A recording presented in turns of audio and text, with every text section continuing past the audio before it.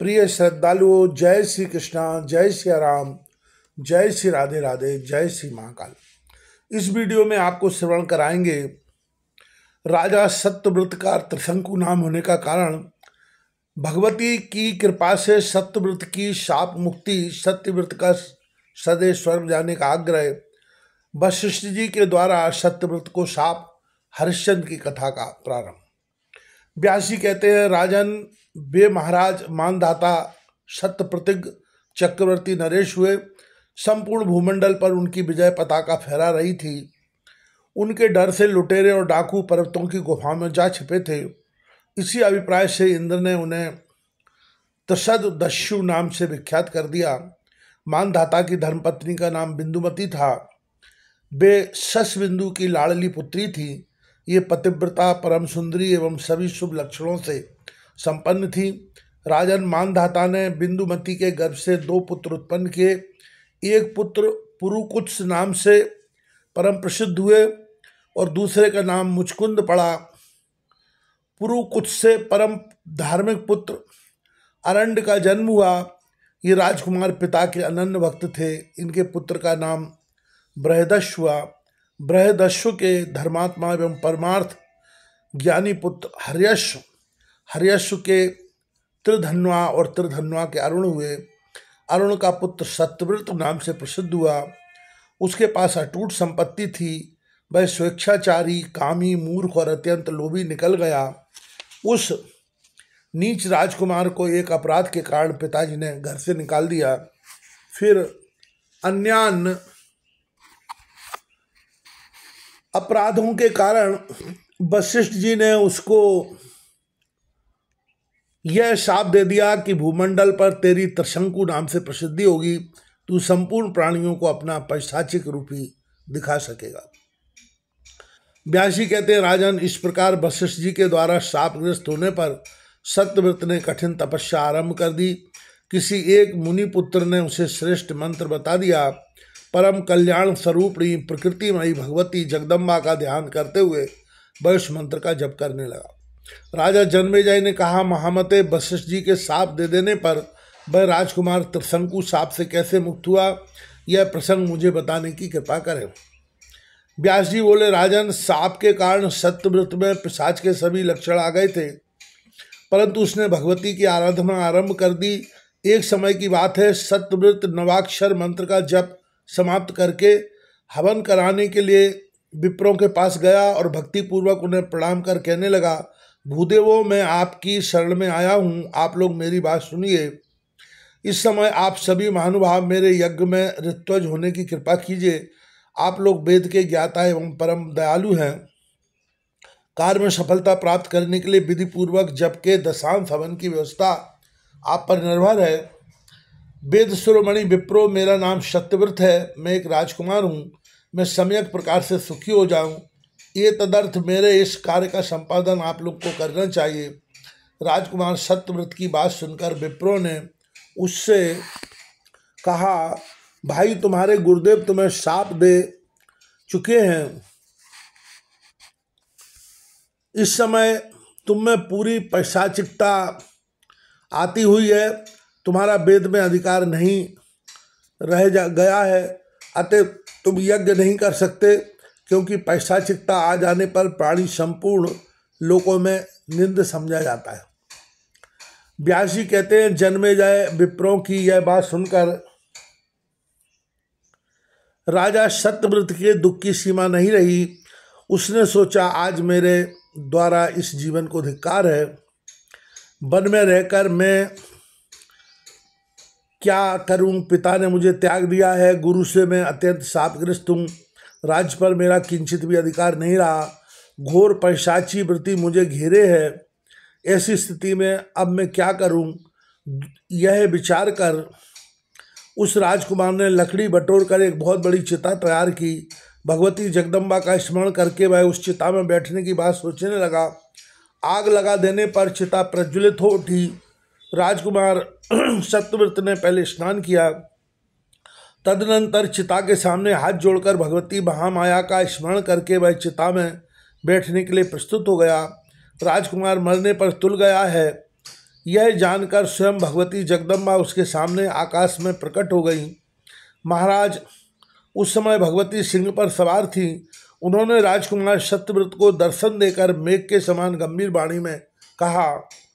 देवी बोली, साधो, तुम यह क्या कर रहे हो? अग्नि में शरीर को मत भोंगो। महाभाग, अभी शांत रहो। अब तुम्हारे पिता वृद्ध हो चुके हैं। वीर, वे तुम्हें राज्य सौंपकर तपस्या करने के लिए वन में जाने ही वाले। राजन, खेद प्रकट करना छोड़ दो। आज से तीसरे दिन तुम्हारे पिताजी के मंत्रीगण तुम्हें ले जाने के लिए आएंगे। मेरी कृपा के वशीभूत राजा के द्वारा राज्य पर तुम्हारा अभिषेक होगा। इसके बाद तुम्हारे निष्कामी पिता ब्रह्मलोक में सिधारेंगे, यह बिल्कुल निश्चित है। व्यासी कहते हैं, राजन, इस प्रकार सत्यव्रत से कहकर भगवती वही अंतर ध्यान हो गई। राजकुमार जो चिता में जलने के लिए तैयार था रुक गया। उसी समय महात्मा नारद जी अयोध्या में पधारे। उन्होंने आदि से अंत तक सारी बातें राजा को कह सुनाई। जब उन महात्मा नरेश ने सुना कि पुत्र इस प्रकार मरने को तैयार है, तब उनके मन में बड़ी गिलानी हुई। वे तरह तरह की बातें सोचने लगे। फिर महाराज अरुण ने मंत्रियों से कहा, आप लोग मेरे पुत्र सत्यव्रत के अनुपम कार्य से पूर्ण परिचित हैं। उस बुद्धिमान पुत्र को मैंने वन में जाने की आज्ञा दे दी थी। यद्यपि परमार्थ की अच्छी जानकारी रखने वाला वह पुत्र राज्य का अधिकारी था, फिर भी मेरी आज्ञा से वह तुरंत जंगल में चला गया। मुझे पता लगा है कि मेरा वह क्षमाशील कुमार अभी उस जंगल में ही निर्धन होकर कालक्षेप कर रहा है। वशिष्ठ जी ने शाप देकर उसे पिशाच के समान बना दिया है। वह दुख से अत्यंत घबराकर आग में जल जाने के लिए तैयार हो गया था, परंतु भगवती जगदम्बा ने उसे इस कार्य से रोक दिया है। फिर वह वहीं रहता है। अतएव आप लोग शीघ्र जाइए और मेरे उस पुत्र को आश्वासन देकर तुरंत यहाँ लाने का प्रयत्न कीजिए। मेरा वह औरस पुत्र प्रजा की रक्षा करने में पूर्ण कुशल है। मैंने अब तपस्या करने का निश्चय कर लिया है, अतः राज्य पर सत्यव्रत का अभिषेक करके मैं शांतिपूर्वक वन में चला जाऊंगा। यूँ कहकर राजा अरुण ने मंत्रियों को भेज दिया। उस समय राजकुमार को लाने की ही धुन उन्हें लगी थी। उनके मन में सत्यव्रत के प्रति अपार प्रेम उमड़ रहा था। तदनंतर मंत्रीगण आए और उन्होंने राजकुमार महात्मा सत्यव्रत को आश्वासन देकर सम्मानपूर्वक अयोध्या में लाकर उपस्थित कर दिया। राजा अरुण ने देखा सत्यव्रत अत्यंत दुर्बल हो गया है। उसके शरीर पर मैले कुचैले वस्त्र हैं, बड़े हुए केशों की जटा बंध गई है। वह अति चिंतातुर और भयंकर जान पड़ता है। फिर तो राजा ने सोचा, मैंने इस पुत्र को वनवासी बनाकर कितना निष्ठुर कर्म कर डाला। धर्म को निश्चित रूप से जानते हुए भी मैंने इस विद्वान एवं राज्य के अधिकारी पुत्र की यह दुर्दशा कर डाली। राजन, इस प्रकार मन ही मन सोचने के पश्चात महाराज अरुण ने राजकुमार सत्यव्रत को हृदय से चिपटा लिया। राजकुमार सत्यव्रत को हृदय से चिपटा लिया। सम्यक प्रकार से आश्वासन देकर उसे अपने पास ही एक आसन पर बिठाया। जब राजकुमार बैठ गया, तब नीति शास्त्र के पारगामी विद्वान राजा अरुण प्रेम पूर्वक उससे प्रेम गदगद वाणी से कहने लगे। राजा अरुण ने कहा, पुत्र, तुम्हारी बुद्धि धर्म में अटल रहे। तुम्हें बड़ों का सदा सम्मान करना चाहिए। न्यायपूर्वक मिले हुए धन को ही अपने खजाने में रखना चाहिए। तुम्हारे प्रयत्न से प्रजा निरंतर सुरक्षित रहे। तुम ना कभी झूठ बोलना और न निंदित मार्ग पर पैर रखना। श्रेष्ठ पुरुषों की आज्ञानुसार ही तुम्हें कार्य करना चाहिए। तपस्वी लोग तुमसे सदा सम्मान पाते रहें। दुष्ट लुटेरों का दमन करना, इंद्रियों पर विजय प्राप्त किए रहना। पुत्र कार्य में सफलता प्राप्त करने के लिए राजा को चाहिए कि वह मंत्रियों के साथ सदा आवश्यक गुप्त मंत्रणा करता रहे। पुत्र राजा सबका आत्मा समझा जाता है। छोटे शत्रु की भी वह उपेक्षा न करे। नम्र मंत्री भी यदि शत्रु से मिला हो तो उस पर विश्वास नहीं करना चाहिए। शत्रु और मित्र सब में सर्वदा गुप्तचर नियुक्त रखे जाएं। तुम धर्म में आस्था रखना, प्रतिदिन दान करना, कोरी बात न करना, दुष्टों का साथ कभी मत करना, भांति भांति के यज्ञों में संलग्न रहना, महर्षिगण का सदा सत्कार करते रहना, स्त्री जुआरी और नपुंसक पर कभी भी विश्वास न करना, शिकार में अत्यंत आदर बुद्धि रखना सर्वदा निषिद्ध है। जुआ, मदरा, अश्लील गान और वैश्या, इनसे स्वयं बचना और प्रजा को भी इनसे सदा बचाना। सदा सर्वदा ब्रह्म मुहूर्त में उठ जाना, स्नान आदि सभी नित्य नियमों से निवृत्त होकर विधि पूर्वक परम आद्या शक्ति भगवती जगदम्बा की पूजा करना, दीक्षित होकर भक्ति के साथ उनका अर्चन करना। पुत्र, इस पराशक्ति के चरणों की आराधना करना ही इस जन्म की सफलता है। जो एक बार भी भगवती की प्रधान पूजा करके चरणों तक पीता है, वह पुनः कभी माता के गर्भ में नहीं जा सकता, यह बिल्कुल निश्चित है। सारा जगत दृश्य और भगवती जगदम्बा दृष्टा एवं साक्षी हैं। इस प्रकार के भाव से भावित होकर निर्भीकता पूर्वक स्थित रहना, प्रतिदिन के नित्य नियम का सम्यक प्रकार से पालन करके सभा में जाना और विप्रों को बुलाकर उनसे धर्म शास्त्र संबंधी निर्णीत विषय पूछना, वेद और वेदांग के पारगामी आदरणीय विप्रों की पूजा करके उन सुयोग्य पात्रों को गौ सोना आदि दान देना, किसी भी मूर्ख विप्र की कभी पूजा न करना, कभी किसी मूर्ख विप्र को कुछ देना भी पड़ जाए तो भोजन से अधिक न देना। पुत्र, तुम किसी भी परिस्थिति में लोभ बस धर्म का उल्लंघन कभी मत करना। इसके सिवा तुम्हारा एक परम कर्तव्य यह है कि तुम्हारे द्वारा कभी भी विप्रों का अपमान न हो जाए, क्योंकि विप्र भूदेव हैं, पृथ्वी पर वे साक्षात देवता माने जाते हैं, अतः उनका यत्नपूर्वक सम्मान करना ही वांछनीय है। क्षत्रियों के कारण विप्र ही हैं, इसमें कोई संदेह नहीं। जल से अग्नि की, विप्र से क्षत्रि की और पत्थर से लोह की उत्पत्ति मानी गई है। उनका सर्वव्यापी तेज अपनी योनि में ही शांत होता है। अतएव कल्याण की इच्छा रखने वाले राजा को चाहिए कि वह विशेष रूप से विनय पूर्वक दान देकर विप्रों का सत्कार करे, धर्मशास्त्र के अनुसार सदा दंडनीति का व्यवहार करे, न्याय से प्राप्त हुए धन का ही संग्रह करे। वेद व्यासी आगे कहते हैं, व्यासी कहते हैं, राजन, इस प्रकार पिता के समझाने पर राजकुमार त्रिशंकु ने हाथ जोड़कर प्रेम पूर्वक गदगद वाणी में पिता से कहा, बहुत ठीक है पिताजी, मैं ऐसा ही करूँगा। फिर महाराज अरुण ने वेद एवं शास्त्र के पारगामी मंत्रज्ञ विप्रों को बुलाया, अभिषेक की सारी सामग्रियाँ एकत्रित कराई, संपूर्ण तीर्थों का जल मंगवाया, मंत्रिमंडल और सभी सामंत नरेश आमंत्रित हुए। शुभ मुहूर्त में राजा ने अपने उस कुमार को विधि विधान के साथ श्रेष्ठ राज्यासन पर आरूढ़ कर दिया। यो पिता अरुण ने पितृ त्रिशंकु का विधिवत राज्याभिषेक करके अपनी धर्मपत्नी के साथ पवित्र वानप्रस्थाश्रम में प्रवेश किया। वे वन में गंगा के तट पर चले गए और वहाँ उन्होंने कठिन तपस्या आरंभ कर दी। आयु समाप्त हो जाने पर वे स्वर्ग में सिधारे। देवताओं ने भी उनका स्वागत किया। इंद्रासन के समीप ही उन्हें स्थान मिला। वहाँ रहकर वे निरंतर सूर्य के समान शोभा पाने लगे। राजा जन्मेजय ने कहा, प्रभु, आप अभी कथा के प्रसंग में बता चुके हैं कि गुरुदेव वशिष्ठ ने अत्यंत कुपित होकर सत्यव्रत को शाप दे दिया। फलस्वरूप सत्यव्रत में पैशाचिकता आ गई, तो फिर इस पिशाचत्व से उसका उद्धार कैसे हुआ? यही मेरे प्रश्न का विषय है। शापग्रस्त प्राणी सिंहासन पर बैठने का अनधिकारी हो जाता है। सत्यव्रत से दूसरा कौन ऐसा उत्तम कार्य बन गया जिसके कारण उसे शाप मुक्ति करने में मुनिवर वशिष्ठ तैयार हो गए? विपर से आप शाप से मुक्त होने का कारण बताने के साथ ही कृपा पूर्वक यह भी स्पष्ट करें कि ऐसी नित्य प्रकृति वाले पुत्र को पिता ने अपने पास फिर क्यों सम्मान पूर्वक बुला लिया? व्यास जी कहते हैं, राजन, वशिष्ठ का शाप लगते ही सत्यव्रत में पिशाच के सभी लक्षण आ गए। वह अत्यंत दुर्धर्ष, महान कुरूप एवं संपूर्ण प्राणियों के लिए भयप्रद हो गया। परंतु उसने भगवती जगदम्बा की भक्तिपूर्वक आराधना आरंभ कर दी। राजन, देवी के प्रसन्न होते ही उसकी आकृति में महान परिवर्तन हो गया। वह दिव्य रूप से शोभा पाने लगा। उसकी पिशाचता सर्वथा नष्ट हो गई।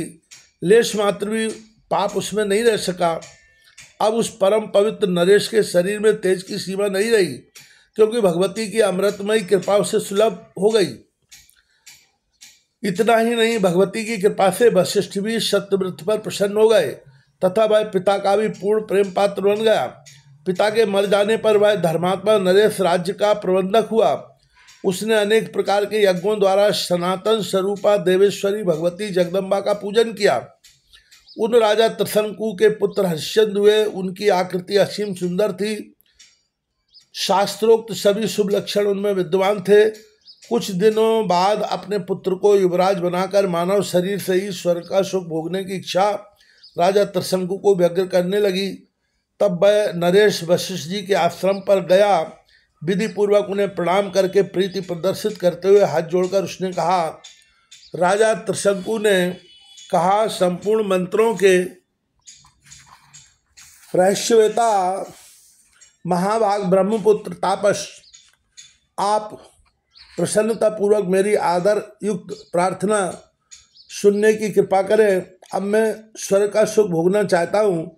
मेरी इच्छा है कि उन दिव्य भोगों को मैं इसी मानव शरीर से ही भोगूं। अतः महामुने, आप मुझसे कोई ऐसा यज्ञ कराइए कि जिसके फलस्वरूप इसी शरीर से मुझे स्वर्ग लोक में रहने की सुविधा प्राप्त हो। मुनिश्रेष्ठ, आप सब कुछ कर सकते हैं, अतः मेरा यह कार्य करने की कृपा अवश्य कीजिए। देवलोक के लिए भी जो कठिन है, ऐसे महान यज्ञ को संपन्न कराकर आप शीघ्र ही मुझे स्वर्ग प्राप्त करा दीजिए। वशिष्ठ जी बोले, राजन, मनुष्य देह से स्वर्ग में स्थान पाना अत्यंत दुर्लभ है। कारण ऐसी स्पष्ट घोषणा है कि मर जाने पर ही पुण्य कर्म के प्रभाव से स्वर्ग में रहने की सुविधा मिलती है। अतएव सर्वज्ञ नरेश, तुम्हारे इस दुर्लभ मनोरथ को पूर्ण कराने से मैं डरता हूँ, क्योंकि जीते हुए पुरुष को अप्सराओं के साथ रहने का अवसर प्राप्त हो जाए, यह कदापि संभव नहीं है। महाभाग, तुम यज्ञ करो, इस शरीर के शांत हो जाने पर तुम्हें स्वर्ग मिलेगा। व्यास जी कहते हैं, राजन, वशिष्ठ जी की बात सुनकर राजा त्रिशंकु का मन अत्यंत क्षुब्ध हो गया। अतः उसने क्रोधपूर्वक मुनिवर से पुनः कहा, ब्राह्मण, यदि आप अभिमानवश मेरा यज्ञ नहीं कराना चाहते हैं तो मैं किसी दूसरे को पुरोहित बनाकर यज्ञ संपन्न करूंगा। त्रिशंकु का यह कथन सुनकर मुनिवर वशिष्ठ जी ने उसे तुरंत साप दे दिया, दुर्मते, तू अभी चांडाल हो जा। इसी शरीर में अभी अभी तेरी चांडाली वृत्ति बन जाए। सन्मार्ग को दूषित करने वाले धर्मध्वजी नरेश, तू बड़ा पापी है। मरने पर भी तू किसी प्रकार स्वर्ग प्राप्त नहीं कर सकता। व्यास जी कहते हैं, राजन, गुरुदेव वशिष्ठ के मुख से यह वचन निकलते ही उसी शरीर से त्रिशंकु तुरंत चांडाल हो गया। उसके कान में जो रत्नमय कुंडल थे, उनके पत्थर जैसे हो जाने में कुछ भी देर न लगी। देह में लगा हुआ सुगंधपूर्ण चंदन तुरंत दुर्गंधित हो गया। उसके पहने हुए दिव्य पीताम्बर काले रंग में परिणत हो गए। महात्मा वशिष्ठ के साप ने उसे गजकर्ण बना दिया। राजन, वशिष्ठ जी भगवती जगदम्बा की उपासना किया करते थे, अतः उनके रोष का यह फल प्रकट हो गया। इसलिए भगवती के भक्त का कभी भी अपमान नहीं करना चाहिए। मुनिवर वशिष्ठ जी बड़ी निष्ठा के साथ गायत्री का जप करते थे। राजन, उस समय अपना निंदनीय शरीर देखकर राजा त्रिशंकु खिन्न हो गया। उसकी बड़ी दयनीय दशा हो गई। अतः मुनि के आश्रम से घर न लौटकर वह जंगल में ही चला गया। शोक से विहल होकर उसने मन ही मन सोचा, क्या करूं और कहाँ जाऊं। मेरा यह शरीर सर्वथा निंद हो गया। मैं कोई भी ऐसा उपाय नहीं देखता कि जिसके प्रभाव से मेरा यह दुख दूर हो जाए। ऐसी स्थिति में मैं घर जाता हूँ तो मुझे देखकर मेरा पुत्र भी दुखी हो जाएगा। चांडाल वेश में देखकर स्त्री भी मुझे स्वीकार नहीं करेगी। इस दशा में देखकर मंत्री लोग भी मेरा अनादर करने लगेंगे। जाति और कुटुंब वाले मेरा साथ छोड़ देंगे। सब में पृथक होकर ही मुझे रहना पड़ेगा। ऐसी दशा में जीने से मर जाना ही अच्छा है। ऐसा विचार वह करने लगा। आत्महत्या का विचार आते ही दूसरा विचार यह आया कि आत्महत्या तो कर लूँगा, परंतु यह निश्चय है कि आत्महत्या करने से मुझे जन्म जन्मांतर में पुनः चांडाल होना पड़ेगा। हत्या दोष के परिणाम स्वरूप मैं शाप से भी कभी मुक्त नहीं हो सकूँगा। यूँ सोचने के पश्चात उस नरेश ने पुनः सावधान होकर विचार किया कि इस समय आत्महत्या करना तो मेरे लिए सर्वथा ही अनुचित है। जंगल में रहकर इसी शरीर से अपना किया हुआ कर्म भोग लेना ठीक है, क्योंकि भोग लेने पर इस बुरे कर्म का फल सर्वथा समाप्त हो जाएगा। भोग से ही प्रारब्ध कर्म समाप्त होते हैं, अन्यथा इनसे छुट्टी पाना सर्वथा असंभव है। इसलिए किए हुए शुभ और अशुभ कर्म तो मुझे भोग ही लेने चाहिए। अतः अब मैं इस पवित्र आश्रम के समीप रहकर ही तीर्थों का सेवन, भगवती जगदम्बा का स्मरण और संत पुरुषों का सत्कार करूँगा।